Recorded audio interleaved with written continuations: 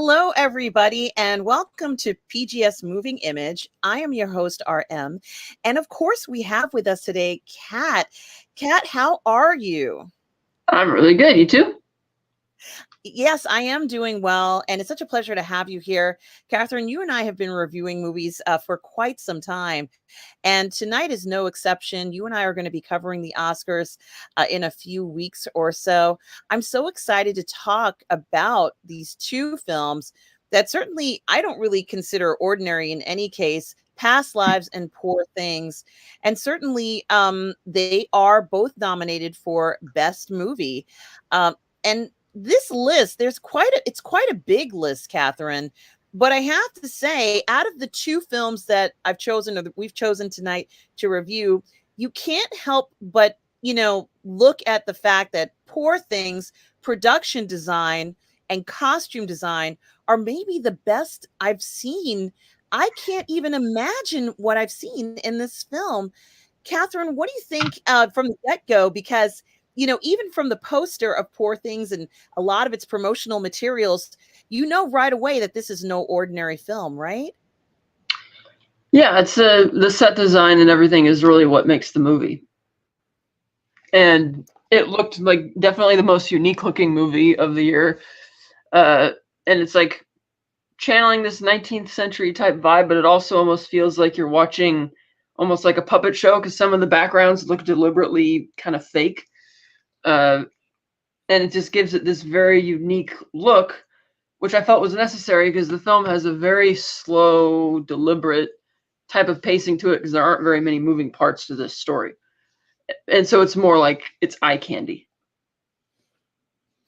It really is a lot of eye candy. There's a lot of texture. There's very subtle tones in some cases. There's a lot of structure to some of this clothing, while at the same time, there are certain areas of the body that are exposed in very deliberate ways.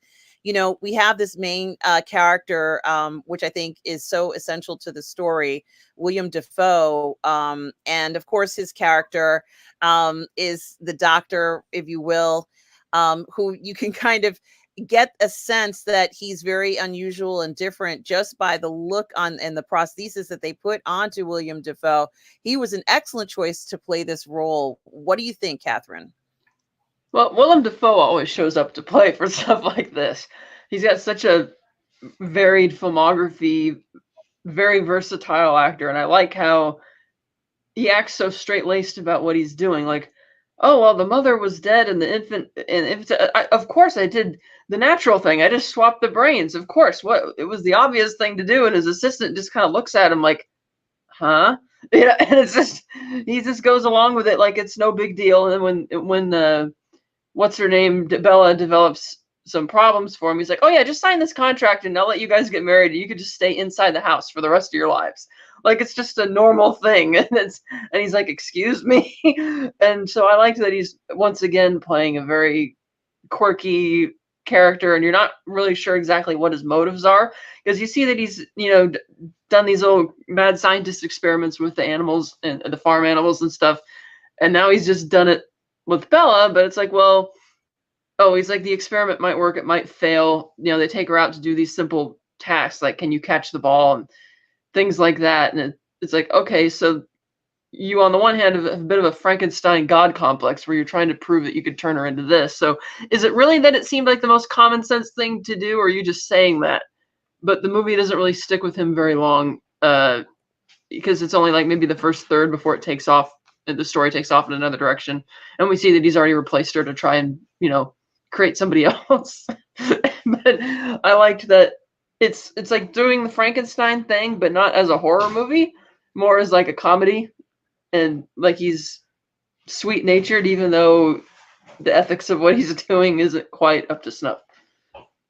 Yeah, and this film has a lot of layers to it. And I think that obviously centrally to this idea that we actually kind of get a sense, and I'm not even quite sure whether it's true or not, but William Dafoe's character almost kind of takes pity on these individuals who either he feels have been either died before their time, or he feels that the body's still warm. We hear him say things that would give you the impression that these individuals are still alive, but they are not.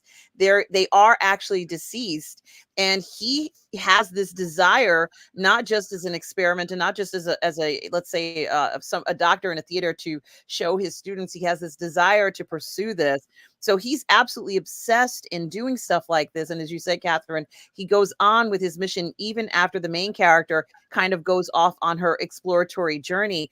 But I think in addition to this really beautifully done, perfectly arranged, production design, the costumes are perfectly arranged for what we're supposed to see. There's absolutely no area where we would go where we would say, well, that doesn't really seem to fit well. It all seems to fit in well in this magical world that was created. And I really haven't seen very much like this, nor am I like to see anything else like this. It's had such a very unique tone, a very unique theme. And even when certain areas of the film where the character's journey goes that I didn't care for, I couldn't help but watch it because you're so invested in the story that of a character that is this fantastical creature. She's a fantastical creature. She's not a normal person anymore, right, Catherine? She's supposedly the brain of an infant in the head and body of an adult.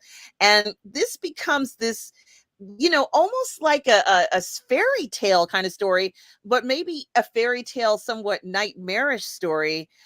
Do you think that this film, Catherine, considering what they are approaching and talking about, and having to execute it with outlandish performances, because a lot of the performances were quite outlandish, let's say even for people who were not so altered as a doctor or as the main character, do you think that it gets its point across?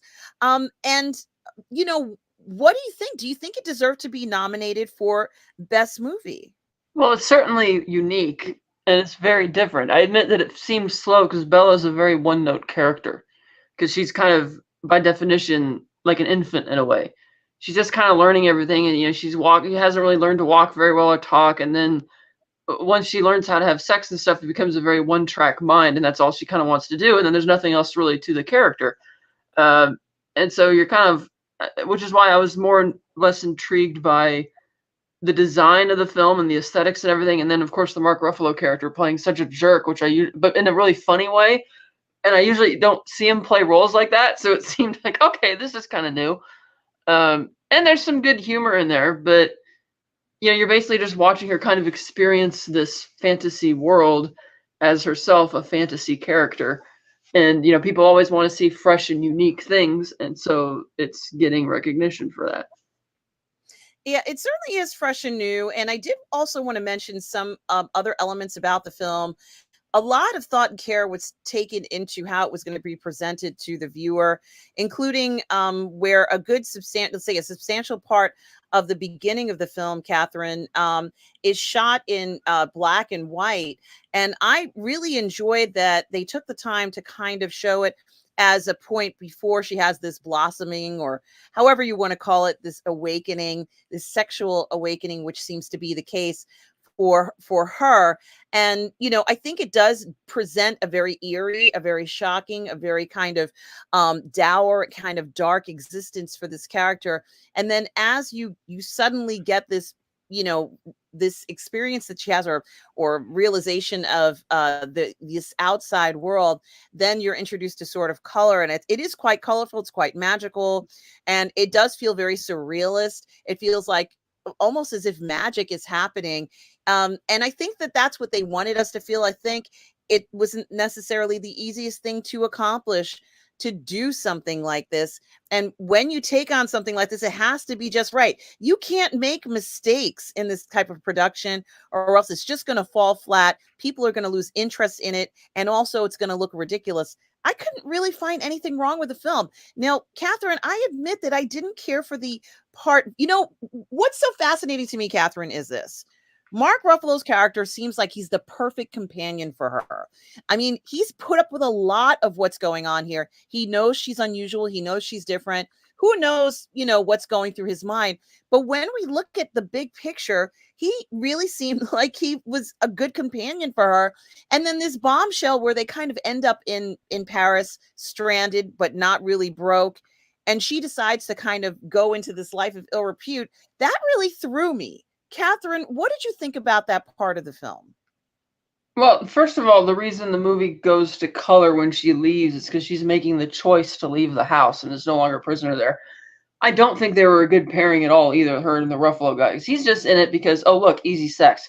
Where she's interested in like leaving the apartment when they're or leaving their hotel room, and she's going exploring and she's seeing all these wonderful things and is kind of interested. And he gets kind of upset with her because he just wants her to stay home and not go out and make a scene all the time. But she's discovering so many things for the first time, whereas he just all he wants to do is just have sex or whatever, and then keep her in the closet like a coat that you're hanging out. Like he doesn't really want to engage with her, which is why he keeps getting increasingly upset with her throughout the journey. And you have all the absurdities that happen, like when they're on the boat trip, which is quite funny. But once she shows up in Paris and, you know, not understanding the concept of what a brothel is, and he's of course disgusted by that because he's like this, you know, presenting himself as this hoity-toity guy when he's really a jerk, which is why it kind of rings false that really you're the one who's going to put your foot down about this, like you're some moral bastion of a person up to this point.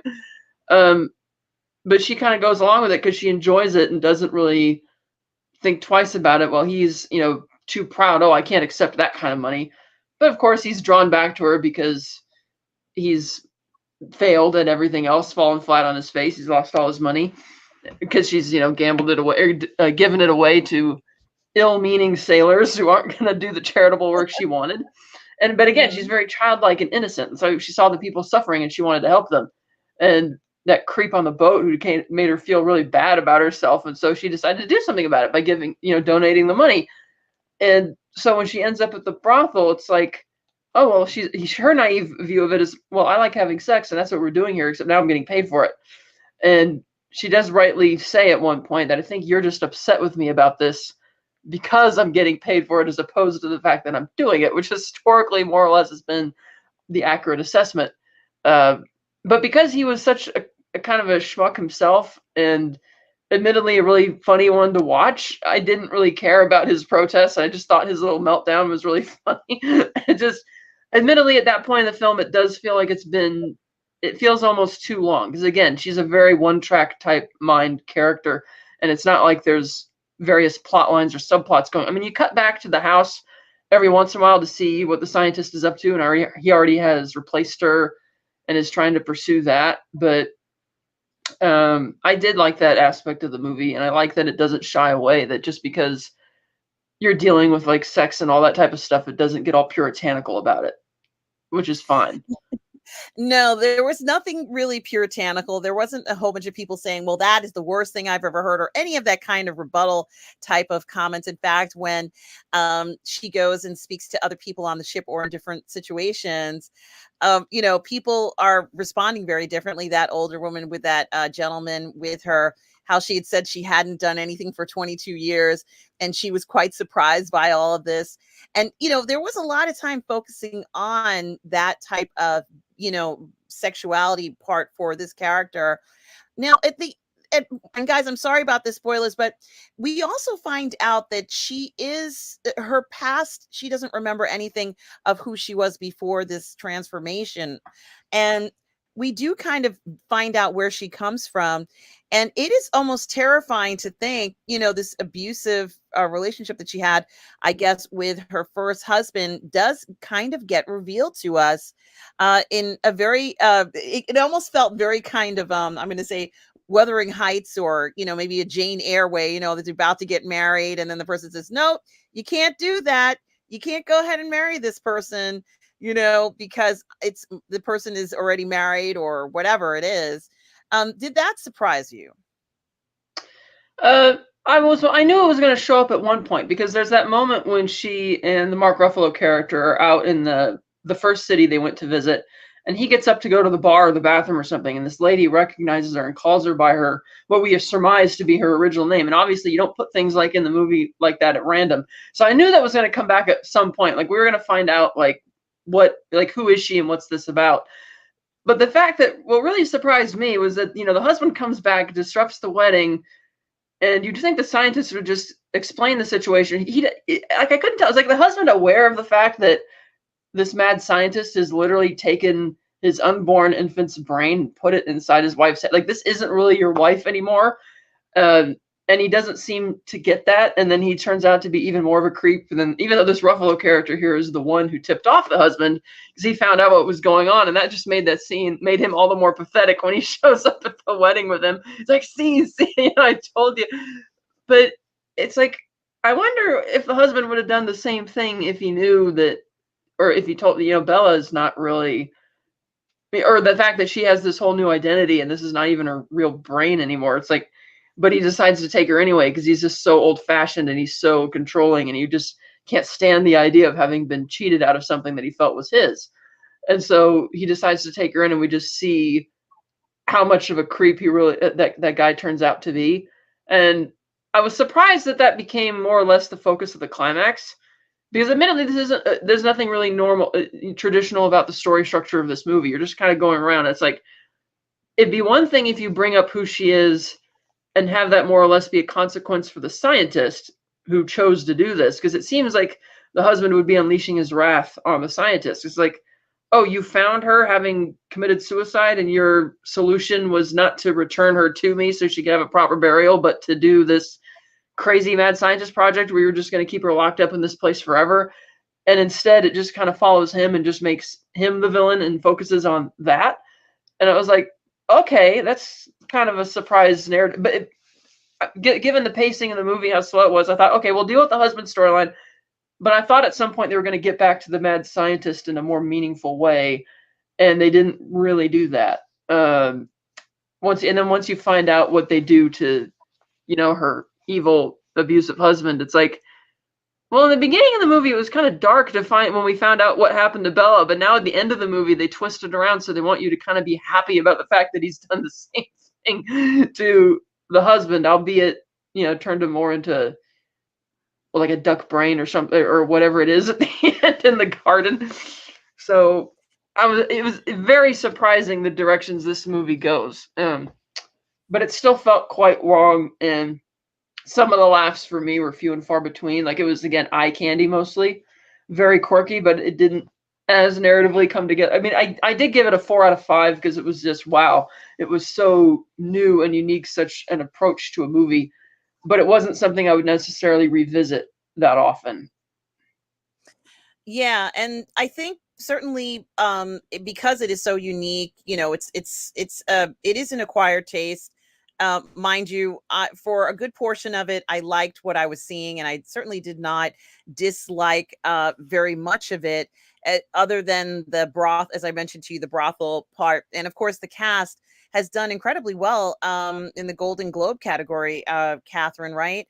Um, and, of course, I'm thinking in my mind, of course, we're talking about the Best Picture Oscar. However, on an individual scale, many of the cast have done very well. The Golden Globes. I don't know whether this picture is from that. It probably is, but I can't help but thinking that they might still get more awards coming up.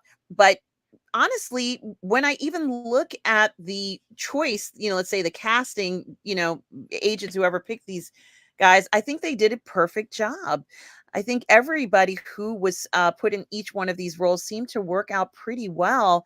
And, even down to the point where the assistant, William Dafoe has to choose this kind of assistant who apparently is on the same wavelength as William Dafoe, because even though he finds things that are shocking about her, he doesn't, fly off the handle. He just kind of, goes with the flow, because perhaps he has the same intentions and direction. He wrote that paper, and Willem Dafoe says, I read your paper. Would you like to become assistant of mine? Were you surprised that he wanted that man to marry Bella? I didn't really think one way or another about it, because it's like the guy kind of likes Bella, and because the scientist is interested in Bella being more or less evolved and more normal, he decides that, okay, we'll just marry her. It was kind of like, whatever, maybe that's why he hired him as an assistant in the first place. And once Bella left, maybe he was going to plan on doing the same thing with the assistant and the new replacement Bella, maybe. But again, the movie doesn't really dive deep and explore any of these other avenues to really pick it apart at all. Well, Catherine, when I when I look at this film and when people ask me about this film, to be honest with you, I think a lot of it is just this pure fantasy. If you could do things like this, how would it turn out? And they don't shy away from the fantasy. They embrace the fantasy. And, even, I think it's very interesting because when Bella is confronted with that reality moment that you mentioned, I think one of the other uh, people in the chat mentioned it. Even when she has her reality moment, I think it is very different from another film that we see where a character has a reality moment, a character that we didn't think would have a reality moment, then all of a sudden turns into sort of more of a character that has to confront the reality of life. And Bella does go through that too. But once again, surprisingly, when she has that reality moment, it's not what snaps her into remembering who she is. It has to be something else that does that. So that was also another very interesting layer about it. What are your final thoughts on this film? I know you said that, of course, it's very, very, very original, so well made. I haven't seen anything like this in ages. Catherine, what are your final thoughts on this? Because I think that for an execution of a film of this type, it's a 10 out of 10, but it's not everybody's taste. What do you think, Catherine? Yeah, visually and aesthetically, it would be a 10. Definitely a win probably for production design. But again, it's not a movie I would probably revisit that often. It was good, very well cast, but very quirky, very offbeat, and very one note type stuff that to me is reliant more on the eye candy aspect in terms of just the set design and the colors and all of that than so much the characters. It's like, okay, you have a few quirky characters here, but there's no real arcs. It's kind of going around. The climax again kind of comes out of left field. And it's like, okay, So that's good. I don't think it'll win Best Picture, but oh, it was good. Yeah, I would be surprised if it won Best Picture, but it certainly has turned a lot of heads. And, I think the lead actress certainly does. She certainly deserves a lot of the accolades she's gotten for playing this role because it took so much to execute this character to make her believable. Oh yeah, I think That it she's was probably Emma Stone's probably the front runner at the Oscars for this year. Absolutely, Catherine. I was just taken, she took my breath away sometimes from this character, especially when she walks around. I'm not going to say not fully dressed, but for the era where she's kind of wearing pantaloons or shorts or whatever it is, and she's kind of walking around with a big puffy jacket, the exaggerated shoulders on that. I can't remember what those are called just now. But and then, the sort of pantaloons at the bottom. And I thought to myself, she's not wearing a regular skirt like everyone else. Is someone going to say something? And they just kind of, in this surrealist world, they left her alone.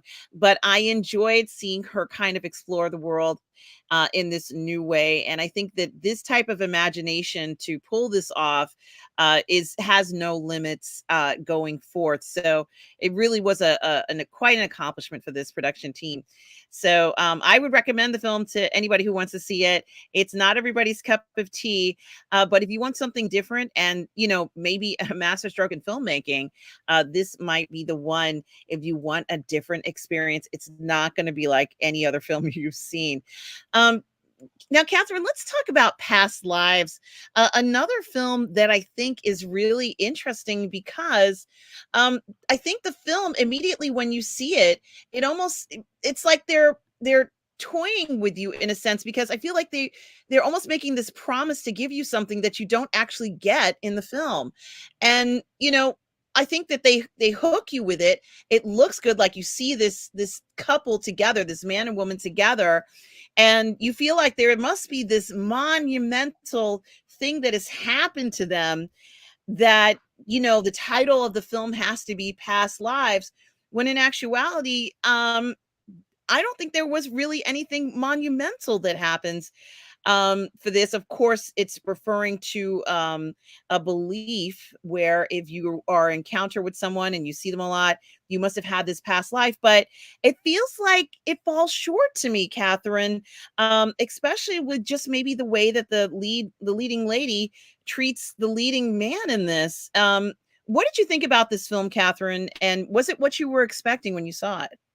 I think the movie doesn't work because it's dependent on you being really invested in this what could have been relationship. And it's like what, maybe 6 or 7 minutes into the movie where they get separated as kids, and then barely 10 minutes after that where they're reconnecting over Skype. And one, you have to spend a lot of time of that early potential relationship to really care about it.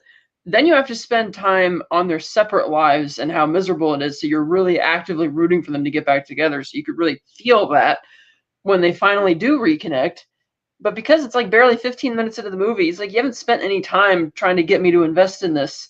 And even though both lead actors were really good, and some of the best couples acting like we've seen all year, it's like I just didn't care enough. It's like you didn't do anything to get me to feel like there was anything big that either of them missed out on by not staying together, because they were like, what, in first grade when they separated? It's like, okay, big deal. And the way the guy there keeps going on about what could have been and what we could, it's like that's the type of stuff you're thinking when you are in these scenarios. You don't usually say it out loud, so it makes it a bit more melodramatic.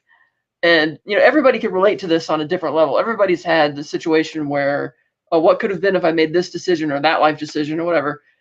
But this one wants you to really feel like, wow, this is the one that got away from both their perspectives, and it just doesn't work because, again, it's like, okay, they walked home from school, and so you could see that they're kind of cutesy, maybe, or friends, and then she immigrates to Canada, eventually immigrates to New York, and oh, he's looking me up on Skype, okay. And then you could tell they're not really longing for each other that much because their plans to visit each other fall apart because they each meet somebody else. And in his case, he ends up breaking up with his significant other before he actually meets her again face to face, where she's since gotten married. And then you just have this bizarre subplot kind of develop with her husband, where he's like, oh, I'm not bothered by it, which he shouldn't be, because again, this is a very common scenario for people where you run into people you haven't seen in decades, like, oh, hi, how's it going? At no point did I think she was seriously considering leaving her husband to go be with this guy. So the fact that you could tell he's clearly bothered by the scenario, even though he says he's not, is kind of dumb. And like what? And when he's like, oh, I feel like you may have only married me for your green card. I'm like, where is this coming from? It's like, this feels out of place in this movie. And it's a shame because I think the two lead actors in this are really good and they have a lot of great chemistry with each other. And I think the director did a great job. I would love seeing another movie directed by her, but this just didn't hit the mark at all. It's like you got to be invested in them to care about bringing characters back together if you're going to do that type of storyline.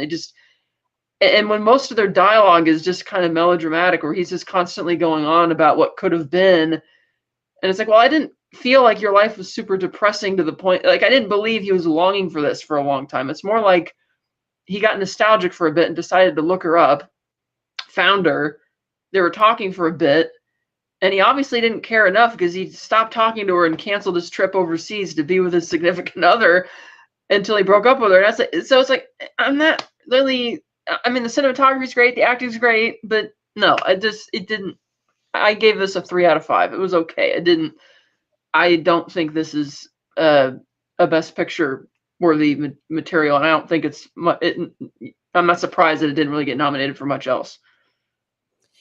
Yeah, Catherine, I agree with everything you said. And certainly one of the things that really concerned me about this film is the fact that, there's a lot of these sort of gazing at one another, like all the photos that I've been showing is like kind of like gazing at each other, looking at each other, but nothing is really being said about, you broke my heart when you left and I realized I couldn't live without you kind of comments.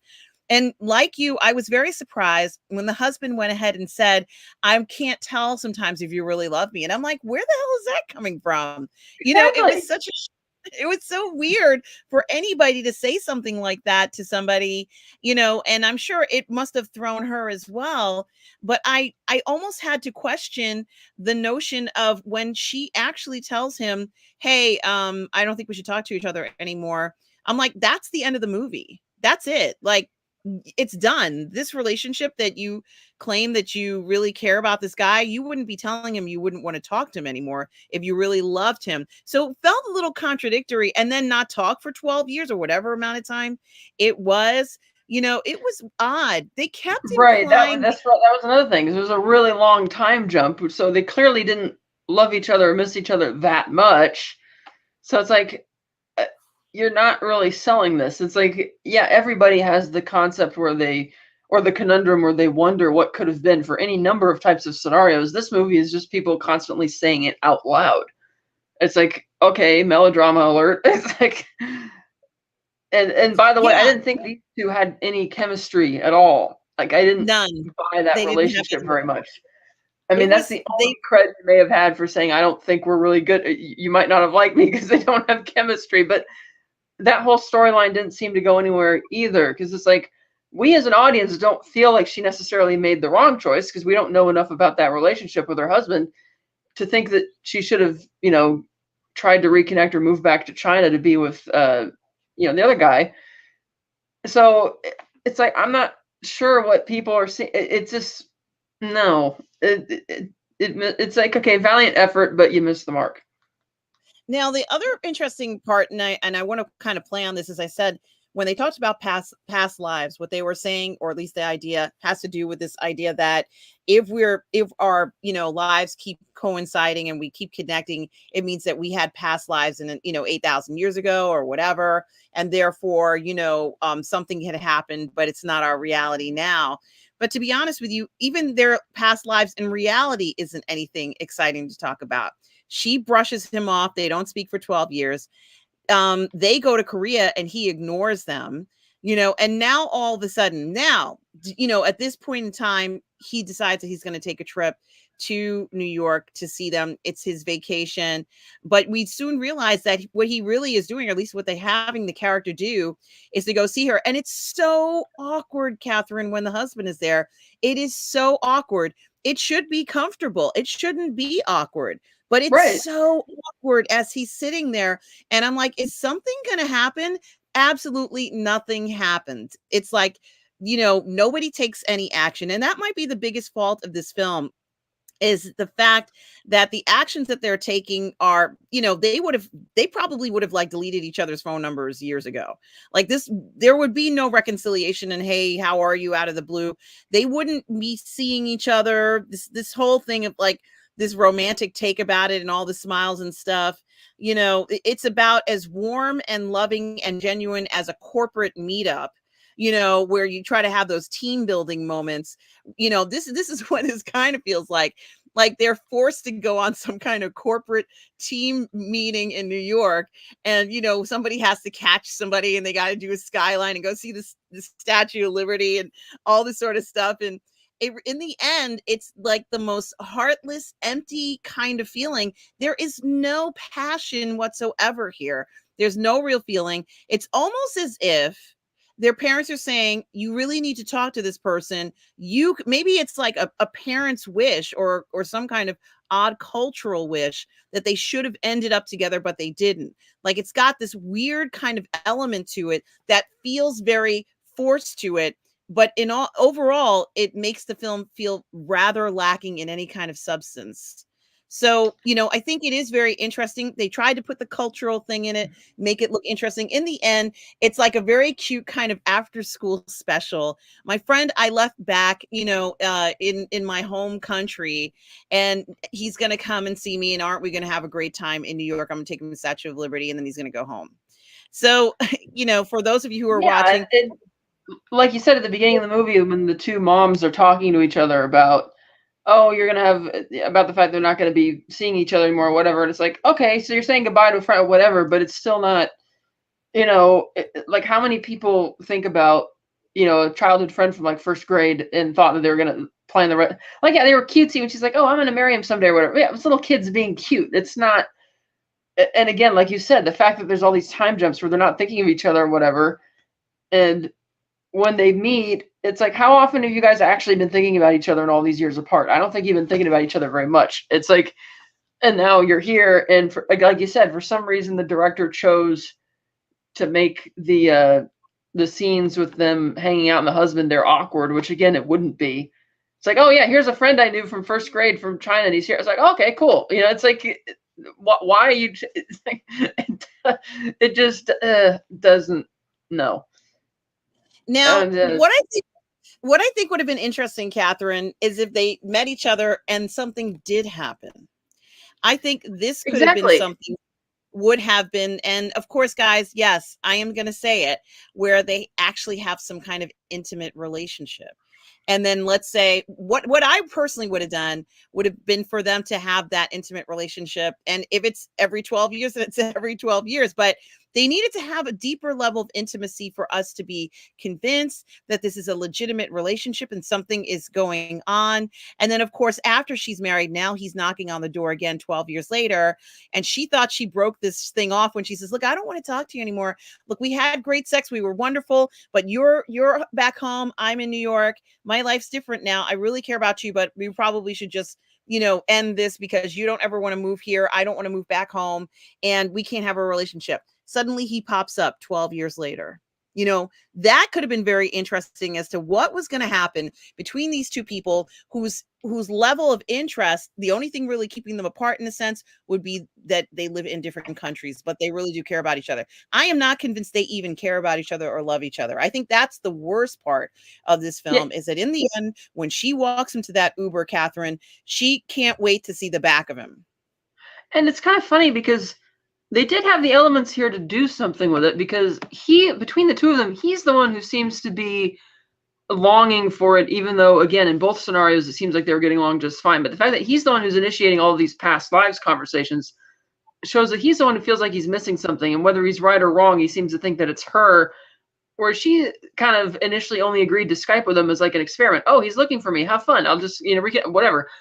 And so it's like he would probably be the one to initiate something out of it, or maybe he would say something when the three of them are at the bar that would make it super awkward and accentuate, like, or something where he would reveal that he did something like, oh, it turns out I didn't just visit here. I actually got like a job transfer here and I bought an apartment or something like that. So they're going to see each other. They're going to be, whether they want to see each other or not, or whether she wants to see him or not, he's going to be around. Now that would be something, doing something with it and making it more complicated. But all it is really when them hanging out, they're just kind of pontificating about what could have been and not really doing anything with that. It's like, yeah, that's your premise. It's like I said the same thing when I saw The Zone of Interest. It's like, yeah, I saw the trailer. This is a great premise, but you have to do something with that premise to make it a good movie. And I don't feel they really did anything with the premise here. They did nothing with it. It feels very forced. And, in the end, if I were that husband, I would be like, yeah, I don't need to hang out with you guys. You ain't going to do shit. Nothing's happening because you haven't acted on it for the past 30 something years anyway. Nothing's going to happen. Go ahead, go hang out. I don't even need to meet this guy because I know you're not going to do anything because of the way you've even been treating him. And honestly, and the last thing I'm actually going to say about poor past lives is I was shocked when she said she didn't want to speak to him anymore. That kind of threw me. And I think that might have also been an indication that the movie itself, I probably should have said, I don't want to see any more of this film. But I didn't. I watched it to the end. But I think that kind of shocked me because it was pretty clear either she didn't want to be with him anymore. But why? Why would you do that to a friend? You've been, doing all these Zoom calls. Why suddenly I can't speak to you? He just didn't want to be with him. So it becomes even more awkward knowing that she could care less whether she's even talking to this guy for 12 years. I think that speaks volumes. Well, to me, it seems like the reason she said, I don't want to see you anymore, is that she might think she's developing some type of feelings for him as well, and thinking, like, she can't show it on her face because her husband's sitting there with him at the bar, but maybe she's thinking, oh, maybe it would have been a better life. And she doesn't want to actually say that, and she can't because her husband's there, which is why she tells him, I don't want to see you anymore. That's kind of how I interpreted it. Maybe. I'm not sure, because that's kind of what I was thinking with it. Mm-hmm. Yeah, and I agree with you, Catherine. There's no way this film is going to win Movie of the Year. I don't know why it was nominated. I have no idea why it's even in this list. I don't understand it. I don't know if there's any other films that should have been nominated that should have had this spot. But this one, it's literally, they just wanted to tack it on. I think they felt, let's tack it on for a particular reason, for whatever reason it is. But it's not what I consider best movie material. And that, as I said, it's almost meaningless. I feel like I was watching, as I said, a very like an after school special. You one kid moves to another town and it's a different high school, and then their friend comes up and shows up after a while. That's what this felt like. I could have watched that at 3 o'clock in the afternoon, Catherine, 20 years ago. So I've kind of felt the same about a lot of the Best Picture nominees this year. It's like just because you can expand the category to 10 doesn't mean you should. Like some years they've had it only be 9 or 8. Several of them I looked at this year, movies I would cross off the Best Picture list. This is one of them, and there are a couple others that we talked about, like Anatomy of a Fall is one I'd cross off the list. Zone of Interest I would cross off the list. A couple others already crossed off the list. All right, crossed off the list. It's like there's other movies, but I think it's also a symptom of, did it create buzz? Like for some reason this created buzz because it was released back in June, I think it was, or something, or it was made the festival circuit. Whereas, depending on what festivals you premiere at, or depending on how much of a marketing push the studio does, depends on, whether or not people are going to see it. And I admit that the acting scenes in is really good, and it's staged rather well. And maybe that's what people were seeing in it. But when you look at the whole picture of it, it's like narratively with all the time jumps and stuff, this just doesn't really work, and I'm not really there's no reason for me to connect with any of these characters because you didn't give me a reason to at the beginning of the movie. Yeah, it's too bad that they dropped the ball with it. And I also think that as a movie, it could have been something interesting, but it could be even more interesting as a play if they do this correctly, if they invest in the relationship in a play. Like if you were looking at a theater, I think it would also be something that might even be better than what they could do with a movie. But that is pretty much it. Catherine, any final thoughts on Past Lives or Poor Things? I think between the two of them, Poor Things was the better movie for sure. But even with Poor Things, as far as Oscars go, it would be, Emma Stone for lead actress, and then the set design and costumes and the makeup hairstyle, that was just incredible. But they're also both like I said, Poor Things isn't a movie I would necessarily revisit that much either. Because even though it's like only like less than 2 hours 20 minutes, it still felt really long because it's like a very one track character, no real subplots, very one track kind of things happen at random. Whereas Past Lives, again, it just didn't connect at all. So it's like, So two films I wouldn't necessarily. I mean, I get why Poor Things is nominated for Best Picture because it's Yorgos Lanthimos has got a recognizable name and it's very unique, and people talk about everything unique. Would it be on the list? I don't know. I'm kind of teetering as to whether or not I would have nominated it, but. No. Yeah, and I think what could be interesting about Poor Things and films like Poor Things would to kind of have that experimental category for films that you can't quite place into one area, things that do require an immense amount of imagination, an immense amount of, looking very specifically at things that are surrealist or artsy. Perhaps there should be a category for something like that. I think Poor Things would have won that this year. And I think Barbie could go in that category too, of just kind of looking at this fantasy world. You're looking at things that are that way. I don't really know how it's in this list of, against other films that have a different type of direction altogether. So it's going to be really interesting to see how this turns out. But Catherine, where can people find you? You can find me at Sly Snide at Letterboxd, YouTube, Twitter, and Instagram at those places. And you can find me Thursday nights at 7, usually on the Fantasmagorium show YouTube channel. Scott and I are reviewing the Fargo show right now, season 4. We've got all the other stuff. We got Batman and James Bond reviews and Tarantino, Robert Rodriguez reviews, all sorts of fun stuff there you can check out. And then every second and fourth Sunday of the month at 8 a.m. Pacific, we have on the Virtual Cantina Network, we have the Unifying Force, a Star Wars talk show. It's fun. So yeah. Excellent, Catherine. And guys, of course, you can find me here on the Burnettwork as well as on Positive Fandom and my channel, Roman Empire Matters. I want to thank everybody for being here tonight. I so appreciate it. Catherine and I will be back next week. We're going to be reviewing The Zone of Interest and Maestro, the last two, and then gearing up pretty much for our live Oscar and BAFTA review party. If Catherine can make both, hopefully she can, but it's going to be so much fun. We're going to be talking about the movies, and I so appreciate you. Thank you so much. Thank you so much for being here, everybody who showed up tonight.